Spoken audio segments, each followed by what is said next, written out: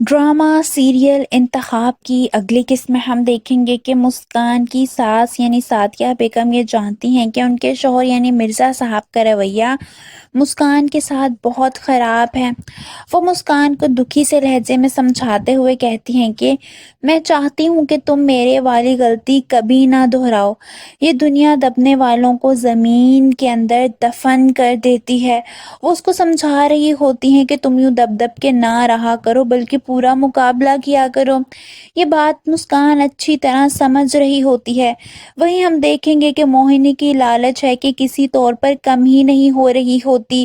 वो फ्लैट में आ गई होती है मगर अब उसका दिल होता है कि वो बड़े से बंगले में जाए।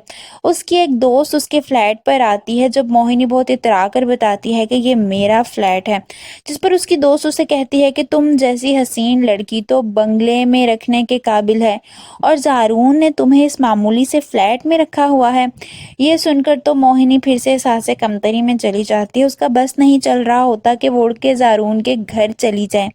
ज़ारून जब आता है तो वो उससे काफ़ी ज़्यादा बहस करती है और कहती है कि अब बस मुझे अपने घर तुम ले जाओ। ज़ारून उसे कहता है कि अभी ये मुमकिन नहीं है। दोनों में काफ़ी ज़्यादा बहस होती है। ज़ारून अब कहीं ना कहीं अंदर से पछता रहा होता है। उसे मोहिनी की ये हरकतें बिल्कुल भी पसंद नहीं आ रही होती।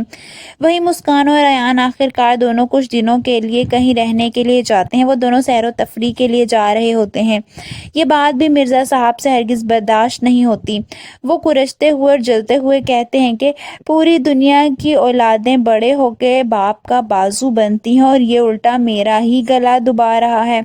वहीं हम देखेंगे कि साशा की जो नंद ज़ारून को पसंद करती है, जब उसे पता चलता है कि ज़ारून निकाह कर चुका है और उसकी बीवी उसके फ्लैट पर रहती है, वो फ्लैट पर आती है मोहिनी से मिलने। मोहिनी दरवाज़ा खोलती है जब वो बगैर उससे कोई बात के अंदर जाने लगती है। मोहिनी उसे रोकती है और कहती है कि आप कौन हैं और कहाँ जा रहे हैं, जिस पर वो आगे से मोहिनी पर तंज मारते हुए कहती है कि जिसकी मलकियत में पूरा बाग हो वो छोटी मोटी घास का मोहताज नहीं होता।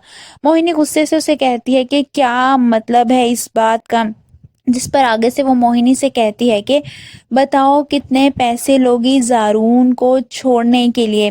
ये सुनकर मोहिनी तो चुप ही हो जाती है। आप सबको क्या लगता है कि मोहिनी इस कदर लालची है कि वो अपने ही शोहर का सौदा कर लेगी और ज़ारून के बदले पैसे ले लेगी? कमेंट्स में अपनी राय का इजहार ज़रूर कीजिए।